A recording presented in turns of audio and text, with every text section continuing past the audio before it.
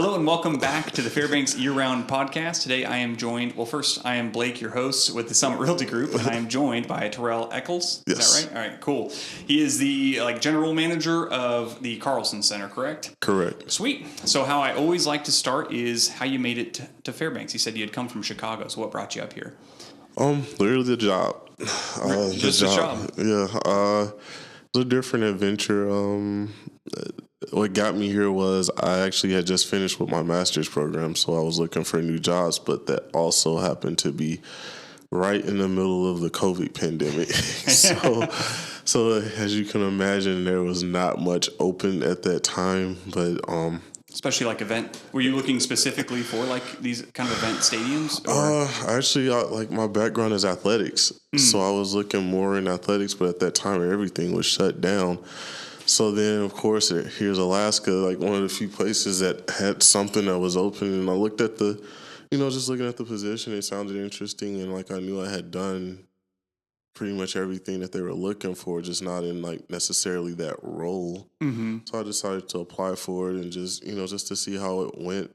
To be quite honest, for me, it was like if I got the interview, it just been, for me, it would have been nice just to be able to go through that process. Because I knew I didn't have necessarily the title experience, even though I had the experience of the position, you know what I mean? Yeah. So when you say you're more experienced in the athletics, or you mean playing the sports or like the athletic director? Athletic director. Okay. Yeah, okay. So it's kind of similar, especially for kind of the things that I was doing. Yeah. Pretty much event planning, which is like literally like I've created, sporting events or tournaments, I should say. Did this all start with like fantasy football and you started directing that with your friends? What got you, like originally, what got you interested in doing that? Or did you just kind of fall into it? It's kind of a long but short story. The short version is I started out actually in community regional planning. Mm-hmm. That did not work out at my original school. So I transferred back home and I pretty much looked at what I really enjoy doing, and I enjoy sports. Mm-hmm. So I found something that had to do with sports, which was sports management for me. Right. And I graduated with that. And, I was very fortunate to get an internship pretty much my senior year with a local high school, which turned into my first job. All right. And I got a lot of experience from that. The athletic director there, his name was Homer Thomas. He actually just passed this summer. Jeez. But he really allowed me to just be myself and do things. It was never like, no, you can't do that, or you can do it, but let me okay everything every step of the way. It was like, for me, it was just like, hey, I got an idea. What about this? And it was just like, okay, go ahead and do it.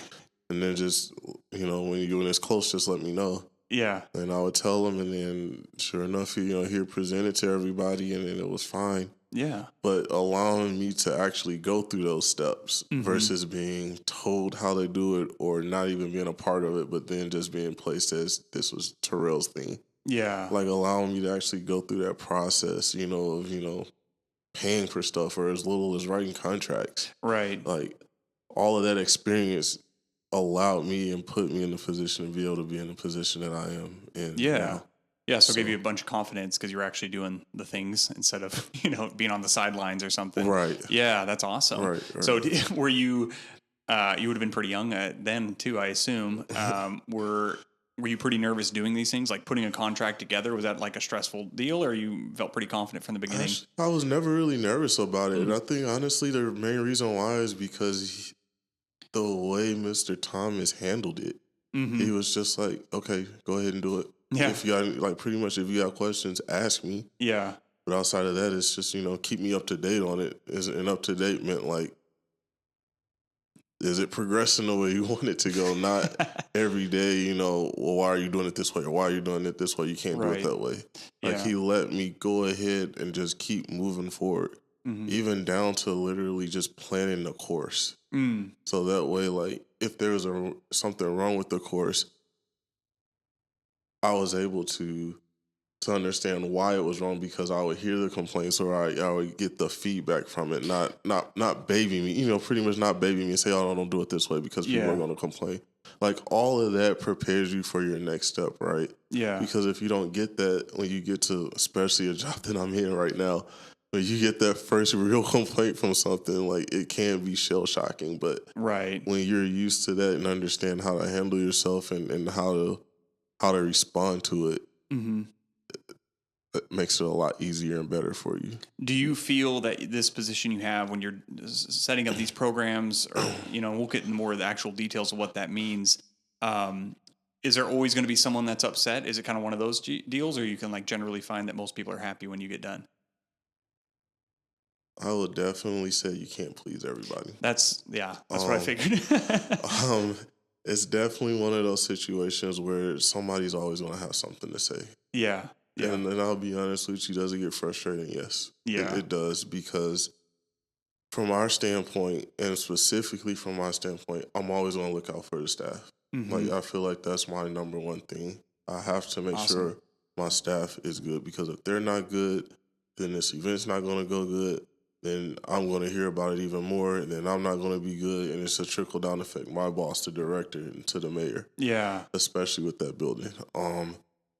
So for me, it's definitely a situation where you're just not going to please everybody, so you have to go into it understanding that.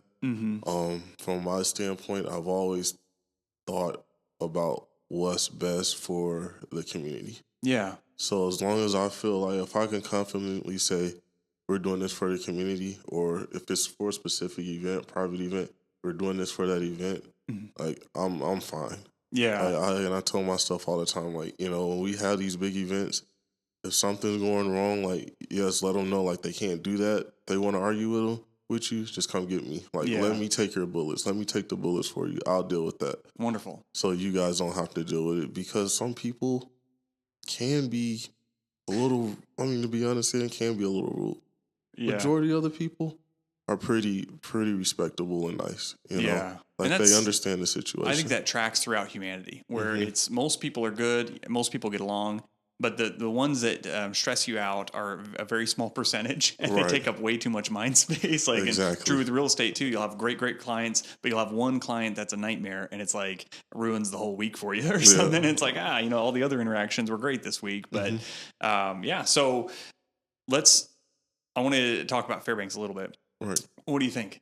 How long have you been here now? 3 years? I just made 3 years. Okay. September 27th. That was my 3-year anniversary. You got like family up here with you? Absolutely just you? Not. No?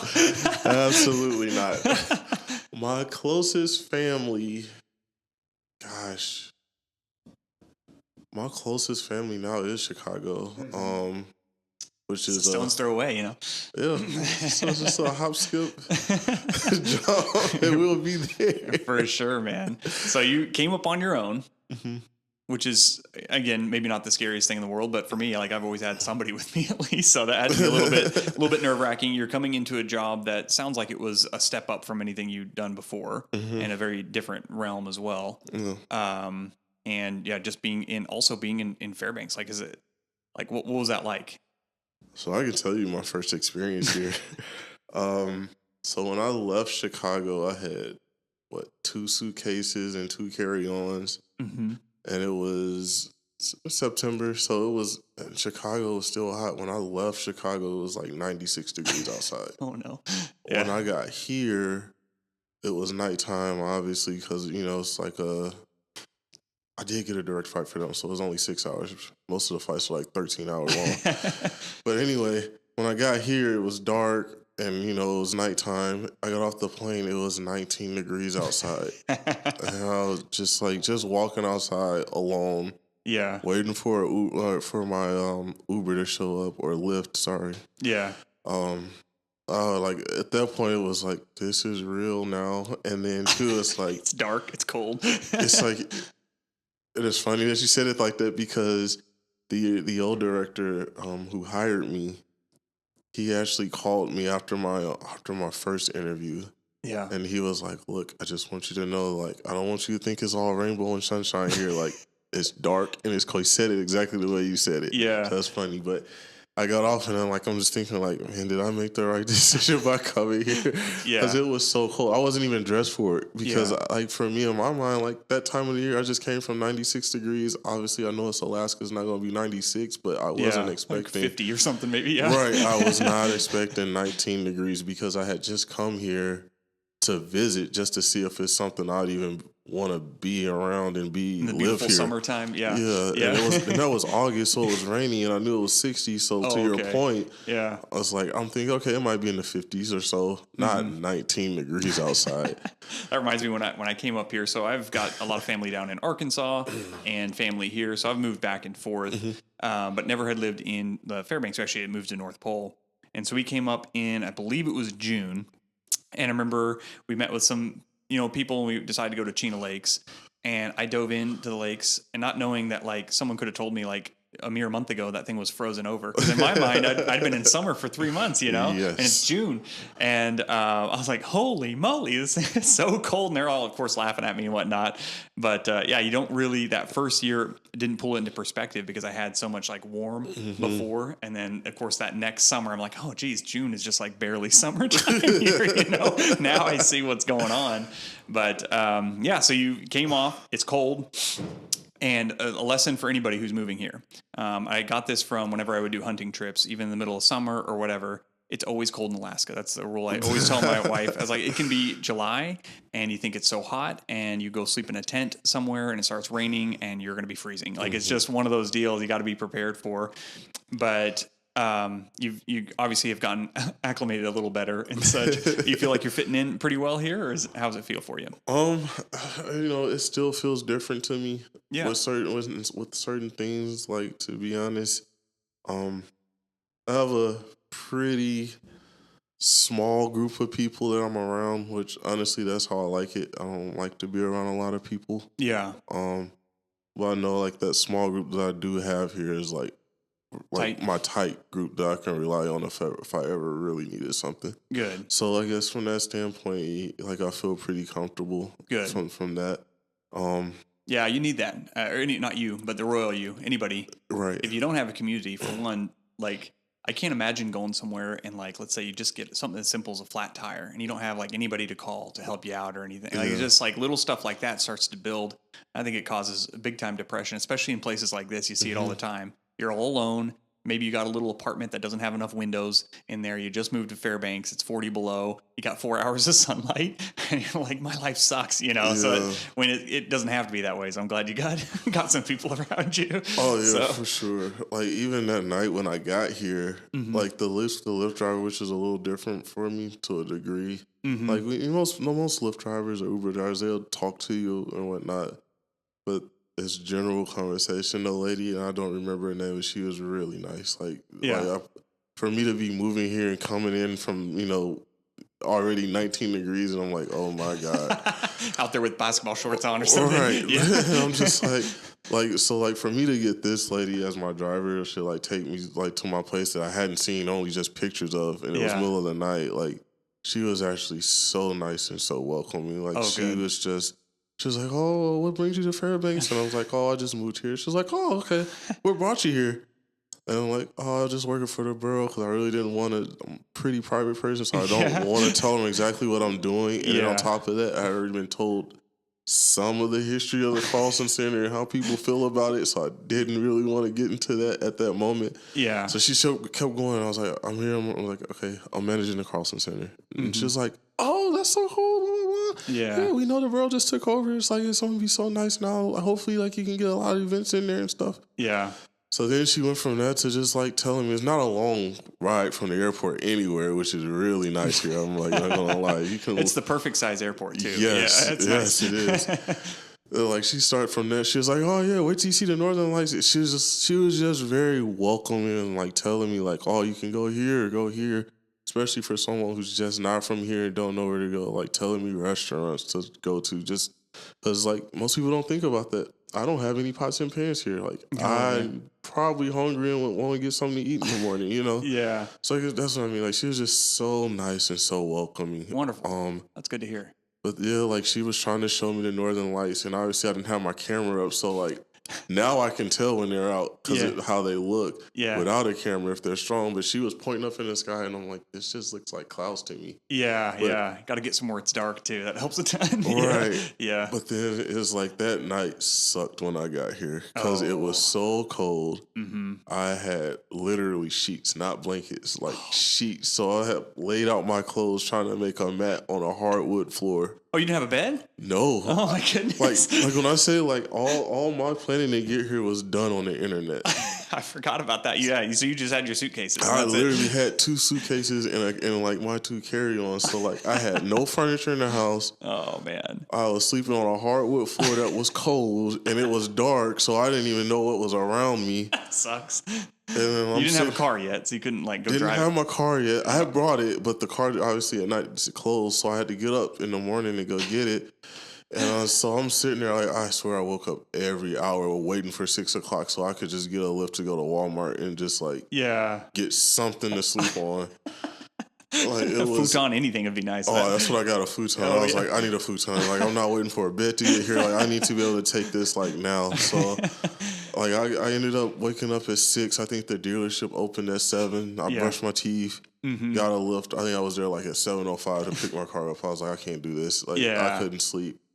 And like even getting a car here was tough because it's like I didn't realize how much turnover it is here with cars. Well, especially, so you were probably 2021 then, right? Yeah, so September 2021. Yeah, everything was wild then. Like the prices were just unbelievable. It's always expensive here. Mm-hmm. But yeah, that was like the worst. That's probably when like Affordable has like had no cars on the lot there for a while. Like everybody was empty. It was so crazy. So yeah, glad you got something. And it was crazy because like I ended up getting my vehicle from Kendall. Mm-hmm. And like the guy there was like really helpful. Like he was telling me cars are there, and then like I was like, all right, send me a picture, and then he'll come back and just be like, it's gone. Yeah. So it got to the point he was just like, you know what? Every car that comes in, I'm gonna try to hold it for you, get a picture, just send it to you. But he's like, just gonna warn you, they're probably gonna be dirty, but I just want you to look at it. Yeah. So that way, if you want it, I'll make sure it doesn't go on. Yeah. And that's how I got my vehicle I have now. Nice. Like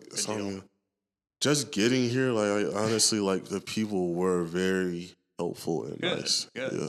All right, so let's move into the Carlson Center. So you come up here, you have a terrible first night. I assume that's gotten better. You're not sleeping on hardwood floors anymore. No more.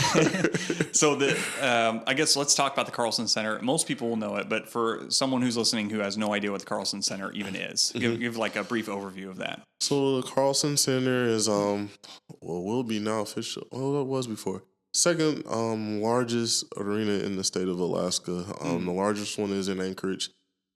We host pretty much everything you can imagine: expos, concerts, carnivals. If we had one up here, comedy shows, large banquets. We're home to the University of Alaska Fairbanks hockey team, which is a Division I program. We seat a little over 6,000 people now. For hockey, it's a little over 4,500. Well, that's pretty much it in a nutshell. Yeah. Like it's essentially it's a do-it-all venue. Yeah, absolutely. So how do you, what I would think from the outside, never doing this, had some people who own like little event centers and stuff and little wedding things and things like that. It seems like to me events are like so much hustle compressed into whatever that event time is, a weekend or a night or whatever it is.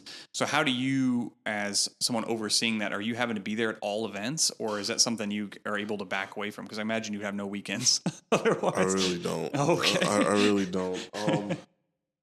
Winter time is by far our busiest time. I mean, if anybody's not from here, winter time is the time to do things inside. For sure. Summertime is not the time to do things inside. Yeah. Because everybody wants to be outside because the summers here are pretty nice. But it does consume a lot of my time. Yeah. Most events I am there at some point. So you're not just scheduling these events though. Like your scope of work is like getting the venue ready for whoever's coming in, I assume, and having everything lined up and looking good, and then running it through that event too, making sure it's going smooth. Is that like a pretty good pretty good thing? I control like the master schedule for the Carlson Center. So for example, like we actually don't go out and hire acts like national touring acts. They come here. Like if they want to come, they come to us. I do a lot of work with them. Like I probably work with those types more hands on just because they are a national act. You want them to have a good experience because it is, to be quite frank, out of the way for them to come up here. Yeah. So if anybody's saying they want to come up here, you want to make sure they have a good experience so they can go back and tell other people, but also they bring more acts up here. Yeah, and you're talking like comedians and things like that. Comedians, national touring concerts, even like family-friendly events like a Paw Patrol or something like that. Yeah. Those types of events. So you're not. So other places are hiring these people to come in. You're saying, or is that? Oh, that's. But you guys don't do that. You just say, hey, if you want to come up here, we're going to make it as smooth as possible for you. Right. Okay. The Carlson Center now is pretty much set up to be a place where people just rent the facility, and you know, it's pretty much we're hands off for the most part. We just make sure the facility's set up for you and everything is done that you needed to be done. I see. With these national touring acts, like I said, I'm a little bit more hands on because they're not from here. Mostly everybody else that uses the facility are from here or used to live here. Or, you know, they have an understanding of Alaska and then Fairbanks. Right. National touring acts don't have that luxury, right? So like they don't know the security companies to contact. You know, they're not. This isn't like their home arena, so they don't know the seating layout. Like you're just more. You try to cater to them a little bit more, just so you're helping them. They don't feel like they're just. We just had to figure all this out by ourselves, and we didn't know anything. So, is part of your role like trying to entice people to come in, or are you guys pretty full already? Like, what does that look like? Our winter schedule is actually pretty full. Yeah. I do. Especially my first year, I was constantly trying to get people to come up here from a national standpoint, just to pretty much say, hey, the building's back open. Like, we want you to come. COVID and stuff, like, we want you to come back because during COVID, it was my understanding, Carlson Center was like an emergency hospital pretty much. So it had got shut down for that purpose. So again, it was just like a reopening for the facility, which seems like we've been doing a lot lately. Yeah. But it didn't feel like you were close. Yeah. So, I'll definitely reach out to them. And some of these people actually have recently started reaching out to me. I think I'm realizing like the more and more removed we get from COVID shutdown, people are traveling farther and farther away for these acts. Yeah. Like we had a lot of interest, or at least a decent amount of interest for this summer for people wanting to come up here, and it was a lot of family friendly things, which was really hard to turn down, but because of our construction I want to talk about that. So what's going on with the construction? We're close actually. So we had 3 different projects going on. One was improving communications in the facility. The other one was what does that mean? Like intercom systems or something, or so communications was improving our internet infrastructure. It wasn't really great there. We had a lot of temporary things up to make it work. We had a lot of old wiring that we just didn't know if it was being used or if it was, just there. Because a lot of projects in the past had, they tried to upgrade or add things, but they never took out old wiring. I see, yeah. So now, it's all kind of like patched together stuff. So now we've pretty much gotten all that old wiring out, which took, honestly, 2 years to figure out. Like, it was just that much. I can imagine, man. So we got all that out, and now we have the new stuff in. We're running fiber now, which is really nice because that puts the facility on par with other arenas in the country. Yeah, which is something that for me I've tried to kind of push toward. Yeah, understanding our situation, the area we're in, but I know the number one thing that I get from people in the community is we want more entertainment, more concerts. Well, those concerts aren't going to come if we don't physically look like we're on par. Yeah. But literally our infrastructure isn't on par. So, like, having fiber helps a ton. So that's pretty much what the communication part was. So I gotcha. now when people walk into the facility, like they can go on their phone and like hit guest Wi-Fi and be on internet pretty Yeah. much anywhere in the building. Or when we have these trade shows for the vendors, they'll have a password protected that's more secure than what we've had, in the past. They'll be able to log on the net, and then it's just vendors, so they can run their transactions. Oh, okay. Wonderful. And then on our side, we'll have part, secured for the borough staff and security. Gotcha. So that's what that project will do, and it'll be a big help for us. The next project is our bleacher project, which is the one I'm most excited about. Those bleachers were original to the building, and they lived past their lifespan. It would take us for something that should have taken us maximum an hour. It took us 2.5 days to do. Wow.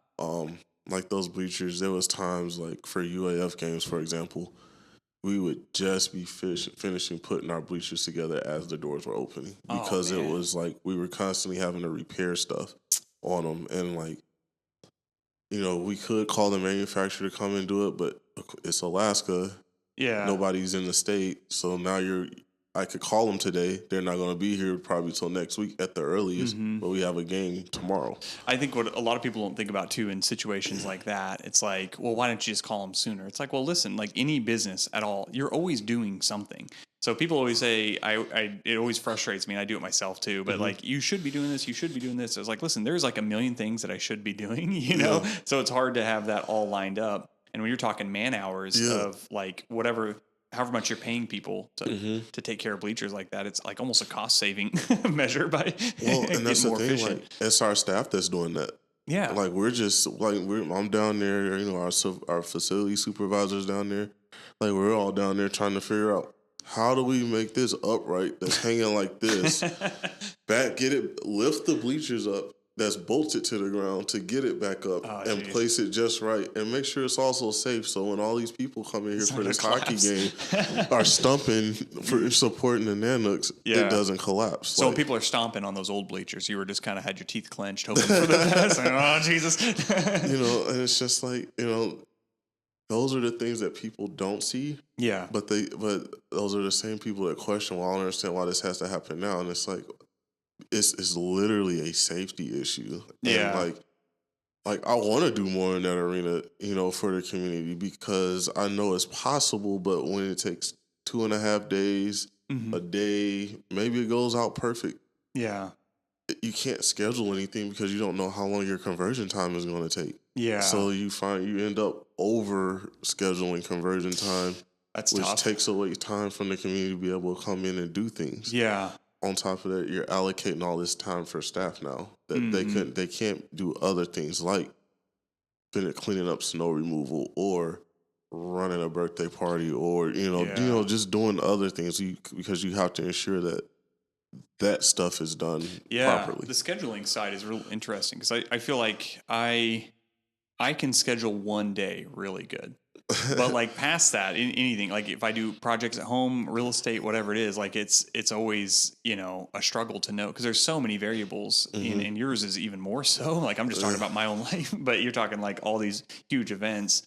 Do you just kind of have hey, we have a little wiggle room in between events that we can like plan for these unknowns? Or like, how do you keep up with that on the scheduling side? I always try to have wiggle room. I think if you don't put wiggle room, you're setting yourself up for failure. Yeah. Like I said, going back to those bleachers, you just never know. Like, honestly, you never knew if it was going to break or not, what was going to break on them. So, like, it wouldn't even be possible to call in advance because you didn't know what was. Well, this would be a big difference for you then. These bleachers are a huge step up. Right. Yeah. So, like, to your point with the wiggle room, like, I always had to build that in. Yeah. And now, from my standpoint, because all this stuff is new now, and it's going to work the right way, like the way it should, we're able to pay more attention to other things now. Like now we can put more effort into our ice maintenance, which is something we couldn't do before. Yeah. Not that we didn't do it, but now I can actually allocate designated ice time to repair the ice, clean our boards and things like that versus, all right, we got that done. All right, we got this time from this time before a practice or a game. Let's go ahead and hurry up and let's blitz the glass real quick and clean it off before the game. Yeah. Whereas, like I said, now we have actual time to do it. Yeah. It's not like an in-between thing. Yeah. So it's just it's just a constant, figuring out how to make things work before. Whereas now you feel a little bit more calmer about.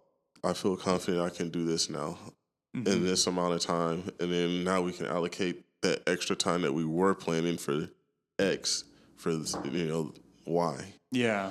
Which is really nice. For more community events or whatever it could be. Okay, so that was 2. So you said there was a third project? Yeah, so the third project is the ice rink, which is probably be the biggest one people probably more so looking forward to. The ice plant that we had worked pretty good for the most part. I know some people, there was rumors out there saying that it was failing. It wasn't necessarily failing. The biggest issue with our old ice plant was it ran off of R22, which cannot be imported into America anymore. Yeah, and you can't resell that either. So if we had an R22 leak, the Carlson Center would have been done with ice. Yeah. So from our standpoint, and it had passed its lifespan, which is the story with a lot of stuff in that building still. Yeah. But so it's better to get ahead of that, right? Than let that happen and be a disaster.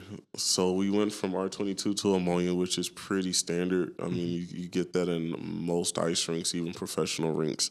If we get a leak in that, it's not the greatest thing in the world. Yeah. Still, but that can be replaced. Right. It can be maintained. Yeah. So with that, we get new compressors, new pumps, things like that. But we also added a new system, which is already at the Big Dipper Ice Arena, which is a smaller rink in Fairbanks. But we have free cooling now, a part of that. So because it gets so cold here, we'll be able to suck in the outside air to cool the rink, which will help with our energy costs for the facility. Wonderful. Yeah, that makes a ton of sense. Which will be a big help because that's a big facility to run energy in. Then when we turn that ice plant on, our energy bill definitely goes up. Yeah, you notice it. So in the middle of winter, we're in theory and we believe pretty strongly and confidently that energy bill will go down now because of that free cooling system. Wonderful. Yeah. Which will be nice. Yeah, it probably felt a little silly to have it cold outside, you're heating a building, and then you're having to cool down the ice in the building. And it's like,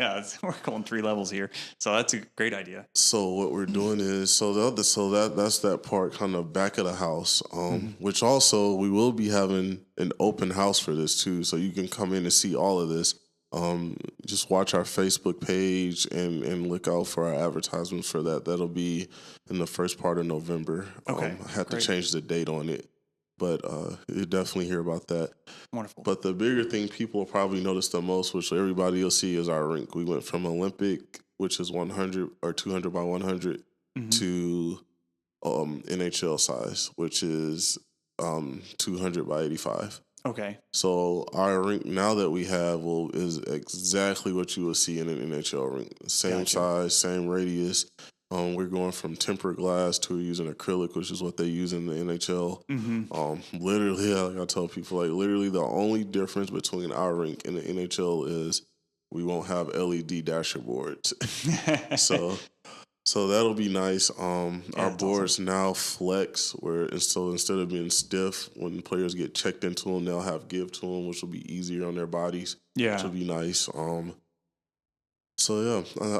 think when people see it, they're going to be very happy and pleased. Some people that's been in there, like Borough maintenance and things like that, they walk in now and see the bleachers out and the dashers in. They're like, man, this looks really good. They're happy with that. Yeah, people who have kind of seen it, it seems like they've been pretty pleased with it in person. So I'm hoping when we have this open house, people walk in and see that this was all worth it, because I think, some of this was better on staff, but I think, when people see it, they'll realize it was much needed. You don't have to come into the Carlson Center now for an event and sit in a chair and it falls down. Like that was happening. It's like I said, like those are original seats to the building, and it's like 30 plus years old, they did pretty good. It was time for new. Yeah, time for new for sure. So how would someone keep up with the events that are going on in the Carlson Center? So it's a couple of ways. You can check our Parks and Rec Facebook page, Fairbanks North Star Borough Parks and Rec. We do have a Carlson Center page, but that's going to eventually get combined with the Parks and Rec page. You can check the website, Borough website. Right now we are on MyRec, which is how you reserve facilities through Parks and Rec. But also, I do advertising everywhere. I'm on all of our local television stations, and we're on all of our radio stations. Okay, yeah. So we try to make sure we get the word out as much as possible. Right, for these big events. For sure. It's cool, man. So what is, and maybe you've already kind of spoke about it, but what's future plans for Carlson Center with these upgrades, and what else you got in store? So obviously these upgrades have happened, so we shouldn't be closed anymore for the foreseeable future in the summer. Wonderful. I think we've only been open 1 year since I've been here. Oh, really? For a summer event. Yeah. And we haven't been open a full year in my 3 years that I've been here. Okay. So that'd be great then. This will be the first time we've operated year round. But definitely with these upgrades, we're going to do a few more things in the arena that's community focused. That'll be more like drop-in. One of the bigger things is because pickleball is so popular here. Yeah.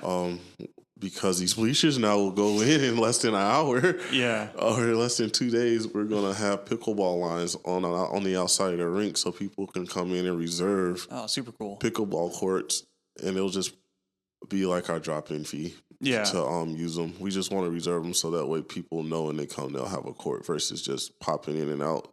Yeah, and then they're just sitting there for hours waiting for somebody to leave. Yeah, we were talking about Jeff Welch. We started playing pickleball because he was looking for some exercise or something. So at the outdoor rinks at the Big Dipper, they got it through the summer there. Now we're trying to figure out what to do in the winter, of course. And that's why we want to do it in the wintertime. Yeah, it's wonderful. No, it's like it's such a funny sport. Like the name for one is kind of hilarious, but it's like growing like crazy. You go out there, and I was expecting a bunch of geriatric, senior citizens, and that does happen. And they're smoking me, of course, because they know what they're doing. I've never played, but it's just like all age ranges, all kinds of people. So it's a pretty cool, like not high impact sport. If you don't want it to be, just let the ball go. I'm like leaping after those things. Like I'm getting too old for that. So cool, man. So you'll be open longer. Hopefully the whole year round if nothing else pops up. Of course, keep up with events. Did I miss anything? Something I should ask? Or that's the main parts going on there. Obviously we'll be open more in the summer, so roller skating will be back. That's one thing people keep asking about. Roller skating will definitely be back at the Carlson Center. Sweet. Over the summer. We're actually going to be focused and looking on doing more things outside next summer. Just because, again, it's summertime. Yeah. Everybody wants to be outside. So, like I said, we want to be community focused. So, we want to meet the community where they're at. And that's outside. So, we're going to be doing a lot more events outside. Again, that's something that we're still planning, but I have a pretty good idea what those events are going to be. Yeah. And they'll be most of them will be family-friendly events. I would say really all of them will be family-friendly events, but maybe some things people just don't want their kids to go to. But we're definitely planning on doing more stuff outside. And it'll all be revolved around what I'm calling our summer series. Okay, sweet. So I like it, man. So we'll definitely be doing that. As far as the open house that's going on, like I hope people come out to it. Definitely want people to come out to it because you'll definitely be able to get to see, obviously, the new items, but get to go behind the scenes too, like to kind of see like how all this stuff works. Yeah. We'll have staff there to like kind of describe what's going on and like what the importance of this stuff is. Yeah. People will get to go see the Nana Clocker room. We'll have Play Zone running. We'll have a balloon artist there for the kids. Sweet. Smalls, or what do we have? We'll have some refreshments there for people, and we're also doing door prizes. So just kind of make it fun, like a fun environment. Hey, we're back open. Yeah. Get people in the building. So how long were you closed for? We've been closed since the middle of May. Oh man. And we will. You've been getting bored or what? Oh no. I haven't been, this is the good thing about being closed is it allows you to do a lot of deferred maintenance that you can do. Like we've been like throwing stuff out, buying new things that have just been worn out. We realize it's just beyond repair. Yeah. Cleaning up, our storage areas. But for me, it's just like, I'm always planning ahead anyway. So about midway, I was kind of starting to get back into it. And now it feels like, for me, I feel like we're already open because I'm just like in that mode of, all right, we got events starting in the middle of November now. So like, I have to start planning and getting ready for that. For us, like officially we get the building back the end of this month, October. So as soon as we get the building back, we have to get ice in. Yeah. And then once the ice is in, we have to literally like recut our ice cover and get all that ready because it's going from Olympic size to NHL. Right. And then we take the rink down to get ready for our first event, which is an expo. Yeah. And then all that goes away. So do you have just like full-time people that are doing these items, or do you bring in like temporary hires? Like how does that work to get everything ready between? It's only our staff and it's mainly part-time. Wow. Like we really don't have a big staff at the Carlson Center. So like it still amazes me like the amount of work we get done in the amount of time that we do it. Like most places like us, they run a conversion team anywhere from 18 to 30 people. And typically our team is 3 to 6. Really? And like the taking down bleachers, taking down the rink, all that stuff. Yeah, like putting the ice in, like just it really amazes me how much we do in the amount of time. Like it's been times where we've gotten the rink down in 3 days. Mm-hmm. And it is, again, it's just like that goes to the staff for them, like just honestly trusting me. That I'm not gonna put them in a bad position. Right. But also honestly enjoying each other. Yeah. And enjoying their job. And like that's again, like I said earlier, like for me, my number one thing is I have to look out for the staff. Like if they're not enjoying themselves, it's gonna show. Yeah. And like our staff is so public facing. Like, I'm pretty sure anybody who's come to an expo or concert or hockey game, the same staff you see at Carlson Center is the same staff that put all that stuff together. Like even I'm down there a lot of times helping them, just to like give them that extra help and that extra hand when they need it. So it's like it really is a small staff and like a very close knit staff. Like that's great. So we have to. So for me, like I try to make sure that they're all enjoying themselves and like are comfortable with each other as much as possible. Because when you're around people that much, it can turn into like, I'm tired of you. I don't want to be around you. Leave me alone. Especially like high. I don't want to say high stress, but it can be high stress, I'm sure. But like high intensity, like you've got timelines you're hitting, and again repairing bleachers, and like a bunch of unknowns can come up. And trust me, like if you don't like, we hit our timelines, but I don't want to hit our time. I don't want to be in a situation where we ever don't hit a timeline because I see the stress from the user side when they see like, wait a minute, we're supposed to be ready tomorrow. And nothing is set up yet. I'm like, it's okay. We got it. We got it. We know what we're doing. We do this pretty often. Yeah. And then, like, of course, like, we hit it and they're done and they're fine. But, like, I don't want to be in that situation where we don't hit it. Because if they're that stressed before, I don't want to know what they look like when we missed the deadline. Absolutely. Goodness, man. Well, awesome. This has been great. A lot of stuff that I had no idea about on the behind-the-scenes side of the Carlson Center there. So excited for it to have the grand opening, or the open house, I guess, reopening, I guess you call it. We'll be keeping an eye out for that, and then I'll put in the description where people can watch out for events and things, of course, as well from you. Other than that, anything else that you want to bring up? No, I think that's it. Sweet. Thanks so much for having me. Yeah, it was great. All right. That was, of course, this episode of Fairbanks Year Round. I will see you next week. Thanks so much for listening. Hey there. Thank you so much for listening. If you want more content from AK Blake, you can find me on YouTube, Facebook, and Instagram, all under the handles AK Blake. Or if you want to listen to more podcasts, anywhere you get your podcasts, it's there, Fairbanks year-round. You may or may not know I am a local real estate agent here in Fairbanks with the Summit Realty Group. So if you like what I'm doing and you want to move to the area, you already live in the area, or you're looking to invest further into real estate in the area, you can reach me. Probably the best will be either my website, akblake.com, my email, blake@akblake.com, or my phone number is probably the fastest, 907-651-8356. You can call or text. Thank you so much, and I'll see you on the next one.